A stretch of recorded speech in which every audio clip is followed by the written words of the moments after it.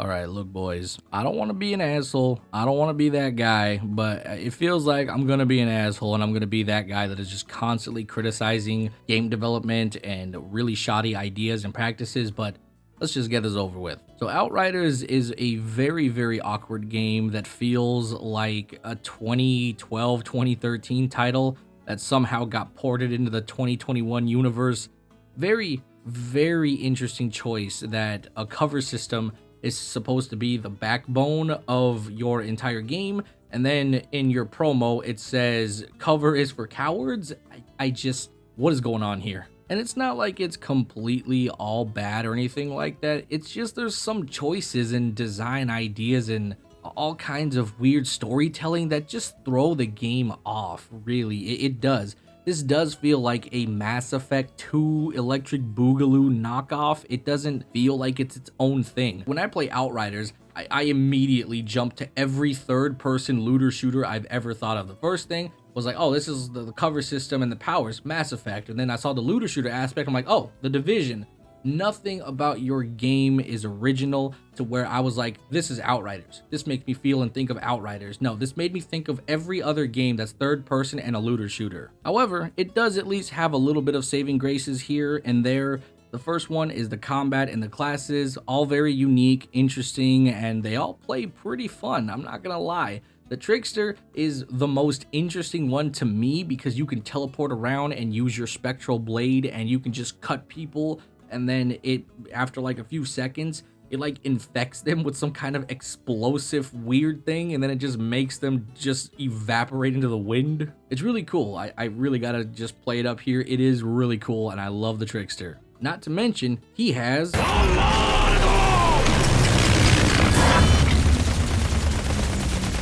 That's right, boys. The Trickster. It's not the Trickster, it was me, Dio, the whole time. It's incredibly funny the moment I saw that ability and heard the sound effect where it's this like overblown bass boosted, like just it feels really good. I love that ability. So kudos to them for actually keeping it up with the meme. You know, we're out here in these streets dropping bodies, walls of water wing on some hoes. I like it. I like it a lot. Outside of the classes, I want to touch on the base combat with guns and the looter shooter aspect. So essentially you're picking up these guns off enemies out of chests after every point that you complete.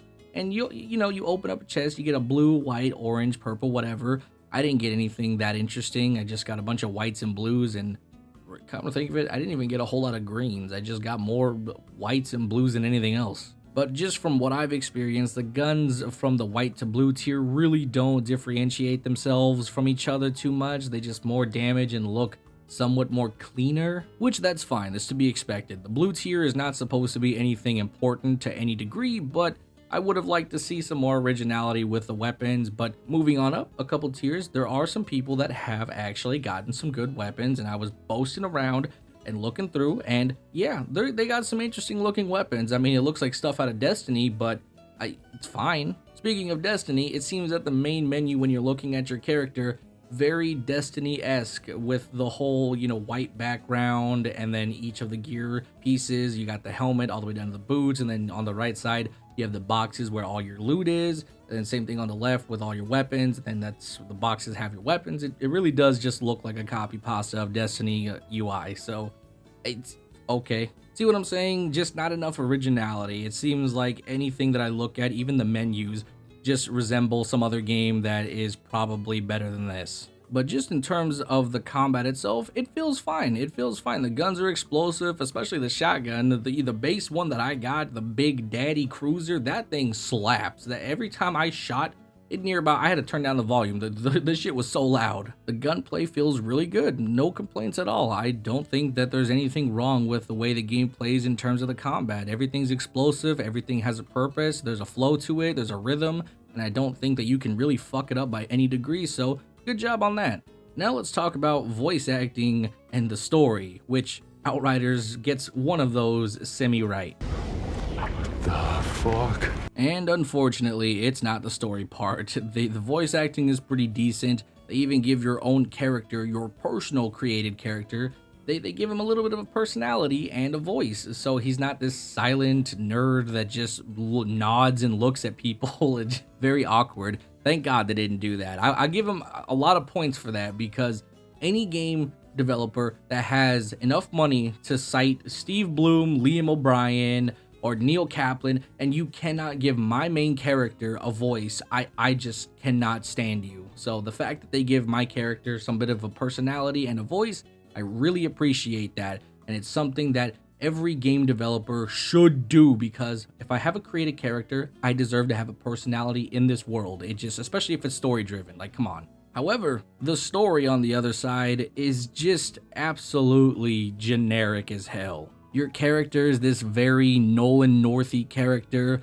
very likable, dependable, hero-esque, you know, it's the usual hero stuff. Like, you're just this super soldier that's incredibly reliable, and everyone comes to you for every problem ever, which is just so annoying. I'm so tired of the lone wolf crap. I am so tired of it. It may be cool for 2010, but 2021, fuck that. Give me a fire team or something. Imagine Outriders if it had a fire team, right? You have three guys. You can recruit 3 guys.